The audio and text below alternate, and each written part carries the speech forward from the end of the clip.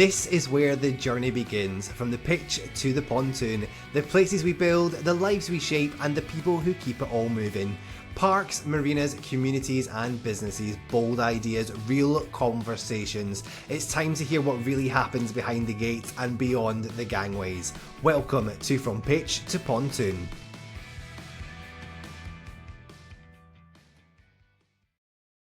Hi, I'm Andrew. I'm Lisa. And I'm Callum, and welcome to this week's episode of From Pitch to Pontoon. The pair of you left me on my own last week. We did. Where have you been? Busy people. So, Andrew, you were on your happy holidays. I was in the sun in Spain. It was very nice. To do what, more importantly? To have a rest. And? Drink. And drink more. Who did you go and see? Who did you go and see in your happy holidays? I'm not sure. You're not sure? Oh? No, why are you being shy? He's trying to throw you under the bus here. I think he is, isn't he? He's trying to give away all of my secrets here. I'm just taking a natural interest in your life and to let everyone know that you're a massive Bryan Adams fan. Well, I wouldn't say I was massive, but he flew was to playing... a different country to see him. No. Right. So let's put some context on it, shall we? So it was my friend's 40th birthday, okay, and he likes him. Okay. So we went there for a holiday, and whilst we were there, we were able to go and see him on the Wednesday. Okay. So you're a massive stan, and you followed him around the world. Yeah. Totally understood. Got it. I love you, Brian. Lisa, you were away as well, but not as exciting. I guess you didn't get to see Bryan Adams where you were. No. Where were you two? I was in Lithuania. Lovely.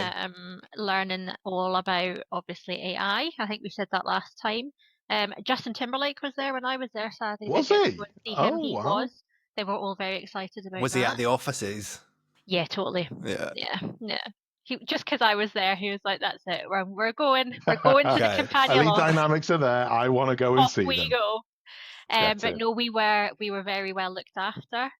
We were taken on. We were gifted a walk-in tour of Vilnius, and it was really, really beautiful and really interesting. And is there anything you can tell us about your secret trip to Lithuania? No. Nothing at all.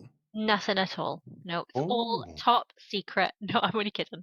There's just so much to digest, actually. There's so many areas that I see it benefiting, and we just need to unpack it and make sure that we put it into all the right places. Nice. Make sure we do it Exciting properly. times ahead. It is exciting, but we just need to. So in the coming weeks, you're gonna tell us some secrets though coming. There might be some spoiler alerts what we're working on. Yeah. Well, we'll look out for them. Maybe. If you'll ever tell us. But it's very exciting. We'll just keep asking, Callum, all the time. We'll just keep asking. So what we'll break her. Did you do anything in Lithuania, or is this are we just trying to uncover the fact that you went there on an actual secret holiday and did no work, and that's why you've got no secrets to share? No, we were definitely working. We were definitely there. We got we were in the office for 2 days workshop with Companion. Nice. We took our use cases with us. For what we wanted to achieve in the areas and it was basically just gave us that good platform to start thinking about how we can utilize AI for the benefit of our customers and for us internally, turning it into a real worky conversation now, isn't it? But there's so many areas, and the danger is because it's a new thing, it's like everybody's thinking we could just use it everywhere, but it's just taken that measured approach. Well, even the government's come out today, at the time of recording today, and said that they're going to invest in everything they want everywhere. Yeah, we should maybe see if when we can you get some of that see it investment. working, and when you see the ideas that people have, and even the ideas that we've gone across, and you actually see it in practice of how it's mind blowing. Like it's really the natural is, language. It's like that. Typing something in, like I was just talking about before we were recording. I worked one day, and then I worked 4 hours on Tuesday, and then 3 hours on Wednesday, and your timesheet completed. Imagine if we had that internally. I was going to say that. I'm sure Project Office would be very happy. So let me tell you about. So on holiday, I've got Copilot on my phone downloaded. And I'm sat having a beer. Don't know what time it was, probably early morning. Sun was shining, and my friend who I was with had a presentation to prepare for, and didn't know what to say, how to do it. And I just said, just type into there what it is that you're thinking of doing. His mind was blown away. He couldn't believe that Copilot literally gave him 60-70% of what he needed to do, and helped him with his presentation just by typing in a couple of words. And it is, so many people don't, because he was like, what are you talking about, Copilot? I don't understand what you mean. So I showed it him, and then obviously the rest of the holiday, then he didn't shut up and was asking me about it all the time. But it blows me. People just don't, they see Yeah. AI. We've said it before, haven't they? They see AI and see, I don't know, robots or something like that. But it's not that. It's something else. Yeah. I mean, I use it every morning. I'm like, just in my emails, I'm like, can you just tell me who's waiting on an answer from me? And then can you Yeah. tell me who I'm waiting on? And it Yeah. just brings everything straight out, and then I'm done. Yeah. Plan my day, and it just tells me exactly what Love I've it. got going on and Yeah. what I need to deal with. I love it. It's great. Yeah. It's so Fantastic. good. So while Brilliant. you two pair were all gallivanting this week and having a lovely time, I actually caught up with Ian Watkins from Waterlodge UK to talk about his floating lodges. They are very, very cool. But we did spend a fair bit of time talking about sort of revenue diversification, because that's what he's seeing from the marina side and the people that are buying these floating lodges, how we can diversify the revenue. And obviously we've got the tech behind it to pretty much, I think, pull in every sort of revenue stream you could think of without causing any issue into. So from your past experiences, I want to hear from you two, what sort of revenue streams could potentially parks and marinas start looking at to diversify the portfolio they already have and to grow the revenue? I think it's thinking like outside the box, isn't it? Like how we can kind of use the market that we have, use the customer base that we've got, and what we can do while they're here, maybe potentially, or encouraging them to maybe buy like a higher model or an upgrade on their holiday. I think that's where memberships programs really come into their own, on both parks and marinas. It gives that little bit of, you value me, you Yeah. think I'm important, and it's like, your membership's your yacht club idea. You're part of something. Everybody loves to be part of something. Absolutely. Like, and it just makes you feel good. And then you've also got like maybe activities while you're there as well, like maybe leaning towards the marina side of things, like the guided nature tours, like a sea safari. You've got that all sitting there ready for you. Why not utilize it? Kayaks, like paddle boards. That's the big thing at the minute, isn't it? Like getting everybody out on It the paddle is. Yeah. boards. Things like that, I think, is really, it generates revenue, but also is something a bit more exciting for you to offer, and it gives you that edge against maybe other competitors. And I guess as well, it would bring in. I can't sail a boat, as we'll find out in the conversation shortly. I can't. Surprise, surprise! I can't drive a boat. But we were talking about bringing the community in, so people that potentially aren't seafarers. Is that the right word?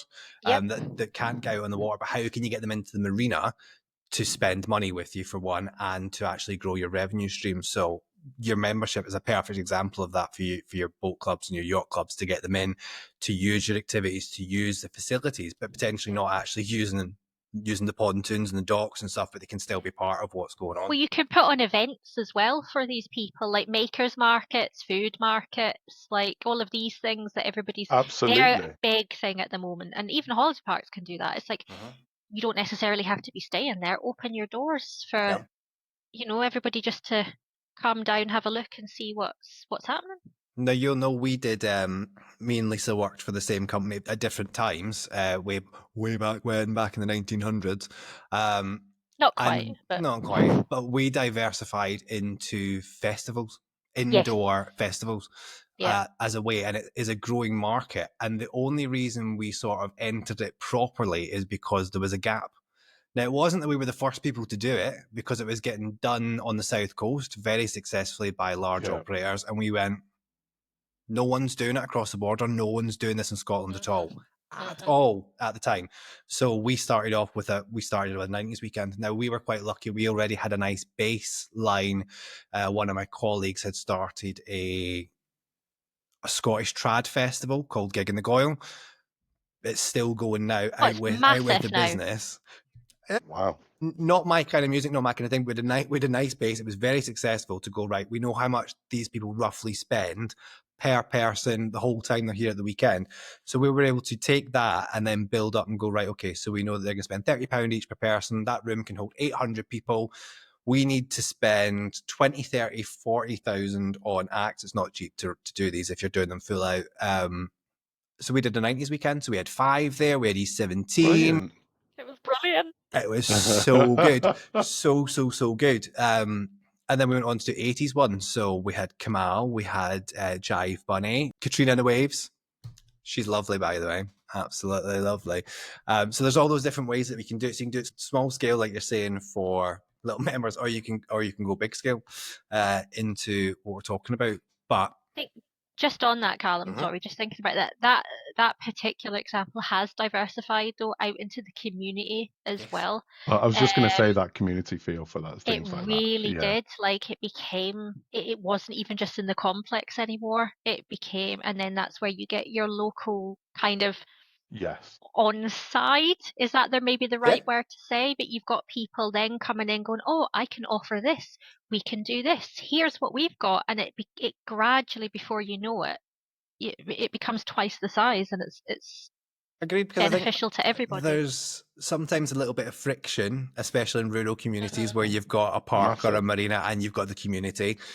Both are dependent on each other, but there's always that little bit of rub. So how can you bring them in and you go to them, and it just makes it a little bit easier for Yeah. everyone involved. So I think that leads us nicely up to how can we diversify that revenue in a marina using accommodation to actually turn your, and I think you'll hear it in a minute, but I think we're going from £10,000 pounds a year on a berth up to £50,000. So big increases. So let's take a look at what Ian's got to say about his Fantastic. floating lodges. Today's episode is brought to you by Elite Brokers, the smart sales platform for boat and yacht brokers. Whether you're selling day boats, cruisers, or super yachts, Elite Brokers gives you the tools to manage inquiries, listings, sales, and aftercare, all in one place. Sell faster, stay organised, and deliver a first-class experience. Today we're diving into a corner of the marina world that's growing fast. Not moorings, not mega yachts, but something in between, floating homes. Our guest is the managing director of Waterlodge UK, Ian Watkins, the man behind the business of bold, contemporary floating homes that aren't just beautiful to look at, but they're livable, efficient, and completely redefining what waterside living can be. Whether it's a city-side studio on the water, a luxury retreat in a remote marina, or a brand new revenue stream for operators, Waterlodge has been turning heads across the UK and Europe. But this isn't just a design story, it's a business story. And today we're going to get into both. Thank you for joining us today, Ian. How are we doing? Oh, very good. Thank you. Thank you for inviting me. It's a No problem at all. pleasure to get involved. We're very excited to hear all about your business. But before we get into those details, can you take us back to the start? How did Waterlodge come about and what did you set out to do differently? Well, I've been in the boat industry for 20, 25 years now. So I started my life as a general broker selling yachts, powerboats, sunseekers, that kind of thing.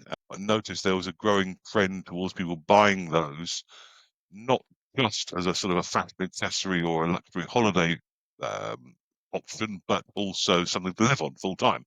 Housing has become more and more expensive in this country, and so it is becoming increasingly unaffordable. And so, for a lot of people, they started looking, or have over traditionally started looking at alternative options. Now, obviously, that's a very big scene already, and always has been in the inland market, narrow boats in particular, and wide beams. On the coastal market, people would tend to buy yachts. They would tend to buy, power boats, none of which are really suitable for long-term extended life afloat. They are funny shapes. They've got a pointy end at one end, which cramps the accommodation. Typically, the bedroom's quite low. I mean, I'm 6'5", so I tend to put my head on most boats when I go around it. There's your wide shoulder. The doors are very narrow. The shower compartments are pokey. The beds are a funny shape. The kitchens are vestigial at best. And they're designed really as a crash pad, not something that you'd want to spend extended time on board. And on top of that, you've got very high maintenance costs. If you've got a powerboat, you've got a pair of big diesels under the deck that need to be maintained, even if you don't actually go anywhere. Mm-hmm. You've got on a yacht, you've got rigging, you've got sails, you've got engine, you've got electronics, you've got obsolescence everywhere. And so the overall running costs, even if you never move or start the engines, are still very, very high. And that's not even factoring in fuel costs. So we set out to produce a product which gives the advantages of having an amazingly tranquil, luxurious life on water where you're on a real home from home. You have got a decent sized bedroom with a proper sized bed in it. You've got a decent sized bathroom with a decent sized shower in it. You've got a proper kitchen.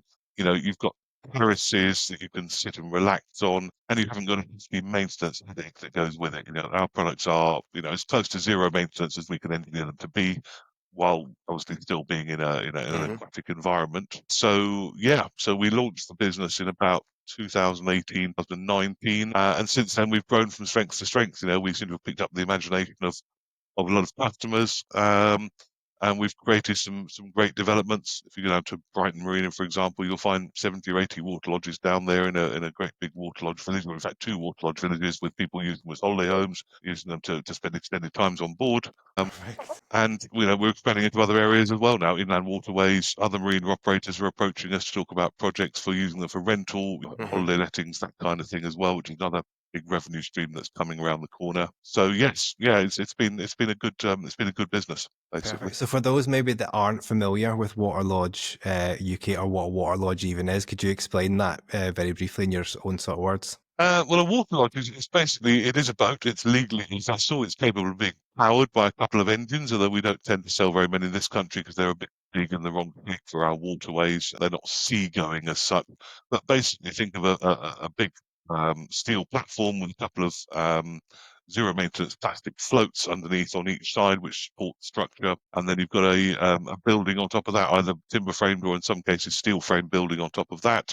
You've got great big panoramic floor to ceiling windows where you'd want them. So in the lounge area, in the bedroom, when you wake up in the morning and you open your eyes, the first thing you see is you're looking straight out through a floor to ceiling window straight onto the water, and you can see the ducks cruising past. And it's a boat, but a different type of boat, basically. Yes. It is, as I said, technically it's a boat. To be honest, it doesn't necessarily look always like a boat, but nevertheless, that's a subjective view. So yes. It's a boat, but just a boat, not as we know it, Jim. No, you know it, Jim, absolutely. I'm having a look through your website. Some of them are very, very fancy looking. They're very impressive. What sort of gap in the market were you looking to fill? Was it all about bringing obviously you're talking about houses being too expensive? Was that the gap, or was there something with the marine operators where they were going, we need something to sort of move out? Well, the marina operators themselves, it wasn't driven by them. No, I think it's been a question of educating them, and basically saying, look, typically you've got, let's say my local marina here, naming no names. I mean, basically they've got 100% occupancy. They are, they've got a big waiting list for moorings, which is nice to have, but yes, also limits your growth. Where's your expansion coming from? Where's the next where's the next big idea coming from to actually take you from your £1 million turnover up to your next 12 or 15 million pound turnover? And so the alternative is to change the mix of what you're actually offering. Maybe as moorings come up, as you get churn, people leave, rather than replacing those traditional yachts or powerboats, rather than replacing them with that, put a water lodge in there instead and rent it out. And so your typical berth, let's say you're making 10 grand a year for providing a parking space to somebody, you could be making 40 or 50 grand a year instead by running that for holiday lets. Yes. And you're also bringing new people into the marketplace. You're introducing your site to new customers who wouldn't have otherwise come down there. You're supporting the businesses that are on site. So if you've got restaurants there, typically my customers are going to eat at the restaurants a lot more. They're going to, use the local services. They're going to use the shops. They're going to basically support local business. So you can kind of run it as a bit of a hotel, really. And that's the area we're working towards now. And we've got a number of projects on the go at the moment where that will come to fruition. So it's allowing them to sort of expand their revenue streams. It's a diversification. Open up and build up on what they've already got. So you're saying restaurants they're going to be using those facilities more. Yeah. Exactly. It's a diversification for them from relying purely on, yachties keeping their boats there. Yes. They are, opening their site to a much wider audience of people. who may well enjoy the lifestyle so much they think, oh, hang on a second, I really like the look of that powerboat there that's for sale. Maybe I'll buy myself a boat of some sort. Maybe I'll buy Exactly. myself a Waterlodge. Maybe I'll buy myself a yacht. But we're bringing new blood to the market, and actually, probably 95% of our customers have never owned a boat before. Always felt that it was unattainable for them. It wasn't. It was a dream because Okay, yeah. there's a lot of barriers there. You've got to know how to drive it, particularly. You won't get insurance on it unless you've got some sort of driving, qualifications for that boat. You don't know how to maintain it. You don't know how to look after it properly. You don't know what this button does here. There's a lot of complexity there which you just don't need. I mean, I certainly couldn't have a livable. I mean, it's the same problem, isn't it? Exactly. We all want that dream, but it's not accessible to everybody. Well, so that's this right. gives you that little way That's in. right. And people see it as being, something which is an unattainable dream because they don't want to get cold and wet. That's not what their boating is all about. They'd rather be sitting with a latte on the terrace, That's the watching life I'm life looking go for, by. Ian. Tapping away on their laptop if they want to do a bit of work in the meantime as well. It's just a really, really comfortable home from home on the water, basically. So it's a different product, but it is still a boat. And the advantage that means for the marina operator is you don't necessarily have to apply for planning permission to site them there because it's a boat. It's not different to the Sunseeker next door. It's a different type, but it's still legally classified as a vessel, and so therefore, there's a lot less red tape for them to get involved with. That's good. That's exactly what we're looking for. Was there a moment when it felt, when you were starting out, that you felt this is really going to work, or maybe the complete opposite, where you're going, oh no, maybe we've made a big mistake, or were you straight on a great trajectory from the beginning? Yes, it was from almost from before we started. I mean, we identified the manufacturer we wanted to work with. We ordered the first demo boat from them back in 2018, I think it was. That has a 6-month build time. We used that 6-month build time to do a bit of pre-marketing, get a bit of advertising out there. And actually, by the time the first boat arrived, and I remember this vividly, it arrived on a Sunday morning in the boatyard on the back of a trip from Poland. And I had 2 people queued up there, literally waving their checkbooks at me to want to buy it. And one guy, the first guy who stepped on board, said on the spot, "Right, I'll have it." And I said, Wow. "Yeah, that's it." And the lady who was coming after him rather, was a bit teased off because she'd also come to have a look at it, and the first guy had already written me out a check there and then. So it hadn't even got. You said it came in on a truck. So it hadn't even hit the water. Still on the back of the truck. Yeah, I mean, literally, it was still in the boatyard. It wasn't even being launched into the water until like a day or two afterwards. Literally, the excitement that it generated was phenomenal. It really was. Nobody had ever seen anything like this. And for the first 3 years, our orders were outstripping supply hugely. I mean, actually, at one point we had a waiting list of nearly a year, whereas our target has always been 5 to 6 months. Yeah. And it took us a while to ramp up the production in order to meet the demand. So I guess it took you really by surprise. Was that what's surprising, or were you? Yeah, I was surprised. At the end of the day, we thought that might be a niche in the market.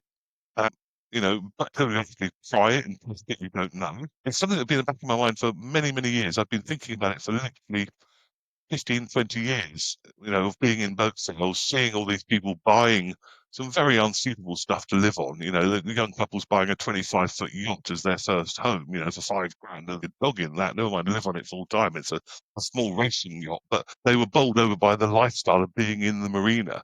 And so, it was always a thing, well, let's see if we can create something which ticks all those boxes that people love about boating, but eliminates the bits that they hate about boating, primarily cost and maintenance. Yes.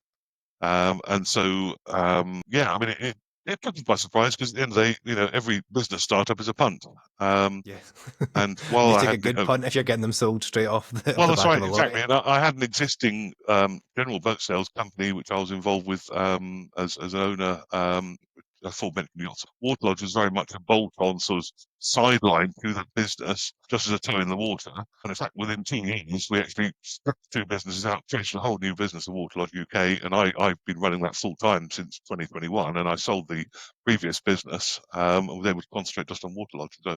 So yeah, so Nice. it's been a good success story. I take some satisfaction from that. Absolutely. Who's your sort of typical customer, or is there such a thing? Are you getting orders in from all over? Well, typical retail customer, we've nailed down to being a lady in her 50s or 60s, newly divorced with a good settlement behind her, selling the family home because she doesn't need a 4 or 5 bedroom home in Keene these days because she's by herself, the kids have left home, and she's now saying to herself, what do I want out of my life? What do I want I want for to me? enjoy my life. I want Yes. to enjoy my life. It's a semi-retirement dream for them. I mean, a lot of newly single men will take the same path as well. They will just say, well, I'm not going to, carry on. I'm not going to live renting a flat. I can't afford to buy a house these days. Or if I do, I'm going to have a whacking great big mortgage. But I've got, a sizable six-figure sum out of my mortgage, my divorce settlement that will buy me outright a Waterlodge instead, so I can live with no mortgage. And so, so predominantly it's single people buying them as dwellings or couples buying them as holiday homes. So, Good little mix then, and also the it's a good operators buying mix. them as And sort of holiday lets.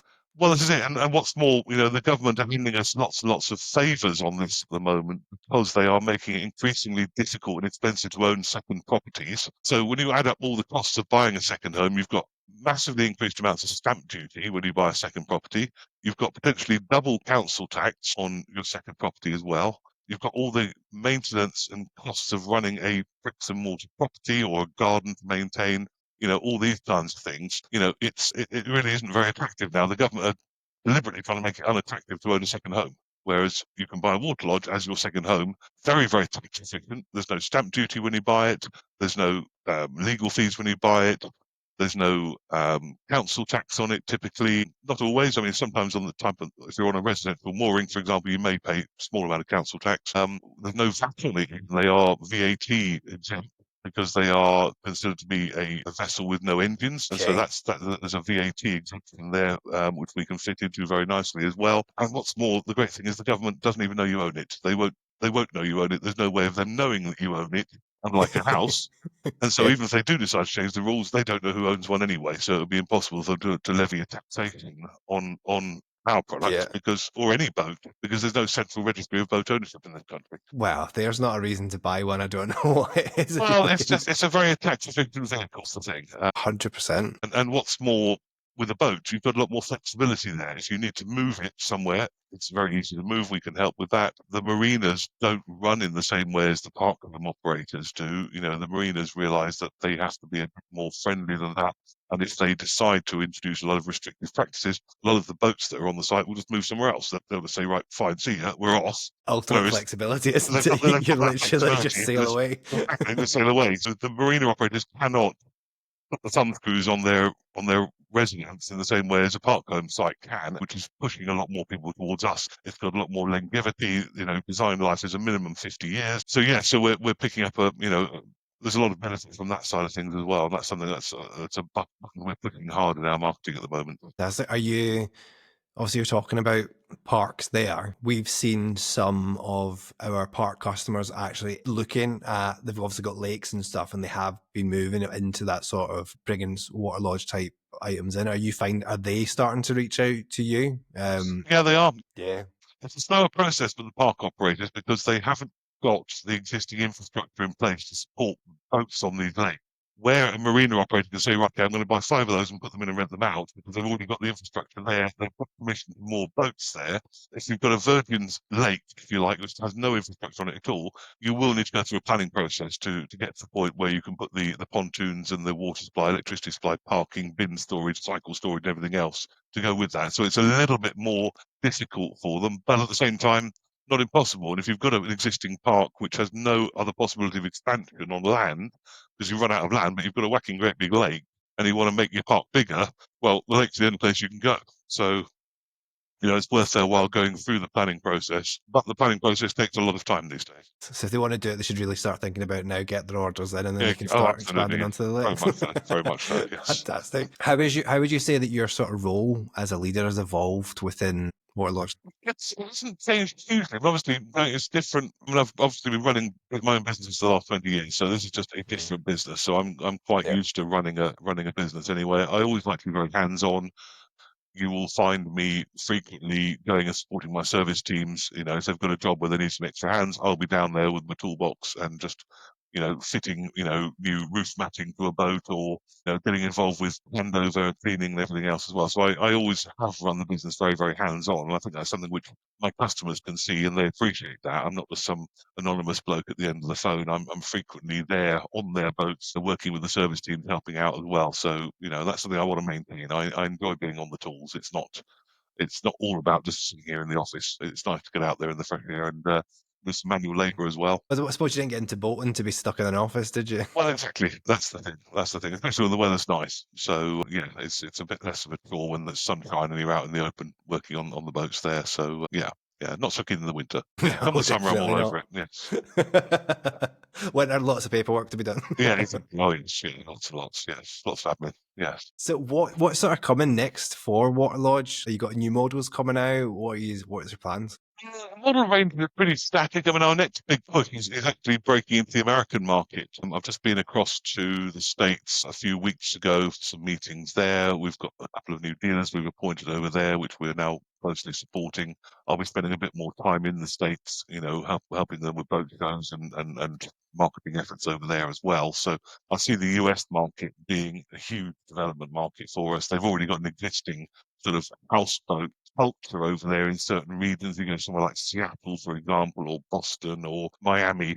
Houseboats are already quite a big market, but they're typically very American. They look like floating RVs, basically. They're not the most attractive, whereas we've got a much more sophisticated, what we can pitch as a more sophisticated European product. And the Americans do like European style. They look at the cars they're driving and everything else. There's a lot of European cars over there, and we feel that it'll be the same with the boat side of things as well. UK manufacturers always, European manufacturers always done very well in the States. So that's an area we're looking to evolve. But I'm also, working with more marina operators over here. I've got some site visits booked over the next couple of weeks to go and look at some marinas where I've been invited to go in and assess the possibilities. And so we're looking at doing more of the business to business stuff as well as the business to consumer that we've been built the business on over the last few years. Yeah. I'm keen to do more B2B stuff as well. So if a marina operator is listening now and thinking this could really work for us, what's the best way to sort of start that conversation, to find you, Ian? How do we get involved? How do we start purchasing? How do we buy them? Well, basically, pick up the phone or go on the website, drop us an email. If you've got a particular site in mind where you're not sure whether it might be suitable, we've got enough experience now that I can jump in the car, come up and have a look, say to you, okay, fine. Well, if you're going to do this, great. That location is brilliant. You're going to need to add this XYZ infrastructure there. You're going to need, waste pump out for wastewater and that kind of thing. You need to upgrade your electricity supplies. But generally speaking, there's not an awful lot to it. If we can identify the right site and get the infrastructure in, the boats arrive complete, plug and play from the factory on the back of a truck. You drop them in, start renting them from day one as a revenue stream. And, from the rental I love point that. of And view, you're not just there. You're not there just to be like, please buy one of the. You've actually gone out to these sites and advising them this is what's going to be best for you based on what they need. Yeah, exactly. And the rental market is one that's growing. It's people are looking for different experiences nowadays, especially the younger generation. The Gen Zs are looking for different Instagrammable experiences where they can pose on the roof terrace, with an amazing view of the sunset behind them, and a couple of swans in the background as well. And, that's what they're looking for. And so, which is why, there's been this evolution over the last few years of holiday accommodation from shepherd huts to yurts to glamping pods to log cabins to, all this sort of thing. We'd like to say, yurts are so last year, darling, you need to be in a water lodge now because it's got more comfort to you. And from an operator's point of view, it's got a much longer season as well. You can't do glamping in December. What you can do is offer... I have tried it. Yeah, Awful. no, it's not great. It's not great. Whereas, a water lodge actually is a really cozy place to spend a week in December if you're a bird watcher, for example, or you're into outdoor pursuits, or you just want to go hiking in certain areas. For example, we've got a new site coming on in the Lake District, which I think will be very good all year round. It extends the season. You're not just limited to that sort of 4, 5, 6 month window over the summer. These are more than comfortable and habitable 365 days of the year. Perfect. Well, Ian, thank you so much for joining us today on From Pitch to Pontoon, and we hope that everyone reaches out to get one of your water lodges because they are absolutely fantastic. Thank you very much. Thank you, Callum. It's been a pleasure. Cheers.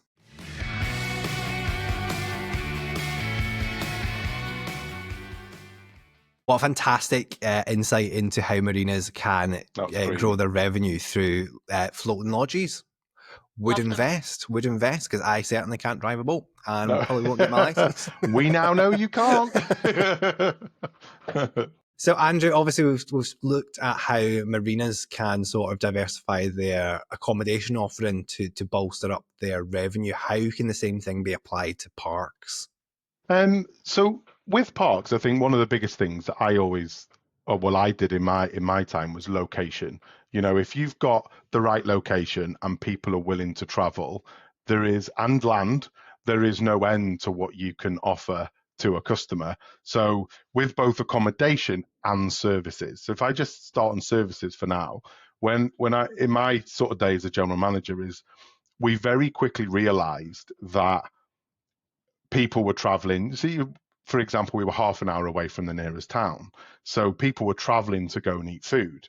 And we were then having to get contractors in from quite a way away to do various small jobs. So what we very quickly did is upskilled our in-house team. So they were able to undertake jobs that were going to outside contractors. Great revenue starters for all of that side of it. Deckings, jet washes, patio laying, all of those things where you can increase your revenue. And then when it moved into accommodation, you know, again, people think, oh, just hire fleet. But there is so much more to just, you know, you've got your hire fleet, you've got lodges, you've got different types of accommodation with hot tub, without. With a hot tub, you can charge more. Without, it's like a standard price. Then you've got your glamping and your pods. And so there is so much that you can do. I think, Lisa, you touched on it at the start with you've just got to allow your imagination to go there to sort of open the door and go, right, where are these revenue streams? Because people love that outdoor living. It's the great British holidays that people love. So I think you've just got to open their minds, haven't they, Lisa? I think it's coming back though as well, I even think more so. Like I don't know if you've seen it like on your kind of socials and things, but that kind of nod towards like your 90s caravan holidays as a Yeah, child. I don't know if you've seen it, but it is yeah, really like ramping up a lot. And What we're but doing, the nostalgic caravans now, is that where we're going? yeah, We're going but that backwards. is maybe not open quite as roofs to far look at the as that. stars. Yeah, I'm getting flashbacks to staff single accommodation. glazing. Yeah, nice 10-foot wide. Yeah.